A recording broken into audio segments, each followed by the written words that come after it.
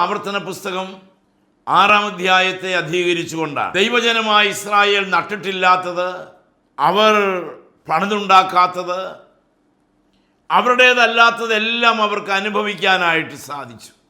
മറ്റുള്ളവരുടെ അധ്വാന ഫലം ഇവർ തിന്നു. അതാണ് അതിൻ്റെ യാഥാർത്ഥ്യം.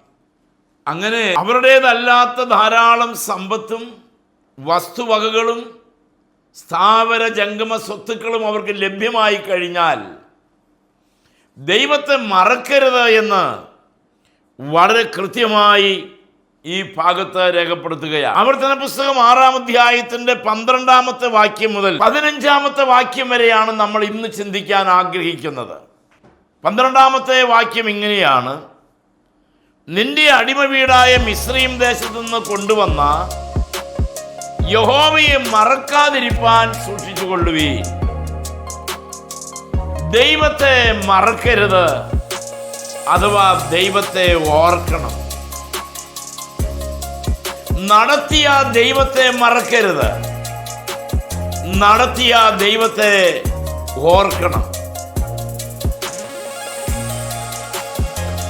ഓർക്കുക എന്ന് പറയുമ്പോൾ അത് നന്ദിയാണ്, താങ്ക്സ് ഗിവിംഗ് ആണ്.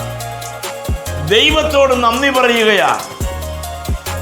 കർത്താവേ, നീ ഞങ്ങൾക്ക് നൽകിയ എല്ലാ നല്ല ദാനങ്ങൾക്കും നന്ദി. നീ ഞങ്ങൾക്ക് നൽകിയ എല്ലാ സുഭിക്ഷതയ്ക്കും നന്ദി. അങ്ങ് ഞങ്ങൾക്ക് നൽകിയ എല്ലാ സമൃദ്ധിക്കും നന്ദി കർത്താവേ.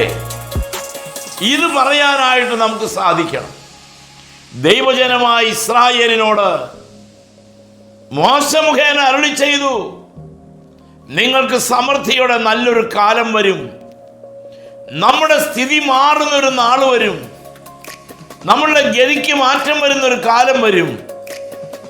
അത് സംഭവിക്കുന്ന കാലത്ത് നിന്റെ ദൈവമായ യഹോവയെ നീ മറക്കാതിരിപ്പാൻ സൂക്ഷിക്കണം. എപ്പോഴാണ് നമ്മൾ ദൈവത്തെ മറക്കുന്ന ഒരു സാഹചര്യം ഉണ്ടാക്കുക? എപ്പോഴത് സംഭവിക്കാം? ദൈവത്തെ മറക്കുന്നത് പലപ്പോഴും നമ്മൾ സാമ്പത്തികമായി സമൃദ്ധിയിലായി കഴിഞ്ഞാൽ പിന്നെ നമുക്ക് ദൈവമൊന്നും വേണമെന്നില്ല. ദൈവമില്ലെങ്കിലും അത്യാവശ്യം പണമുണ്ടെങ്കിൽ സ്വാധീനമുണ്ടെങ്കിൽ പണവും, ഇങ്ങനെ ഏത് കാര്യവും നടന്നു കിട്ടുന്ന ഒരു കാലഘട്ടത്തിൽ ദൈവത്തിൻ്റെ ആവശ്യമൊന്നും വേണമെന്ന് ഒരുപക്ഷെ നമുക്ക് തോന്നുകയില്ല.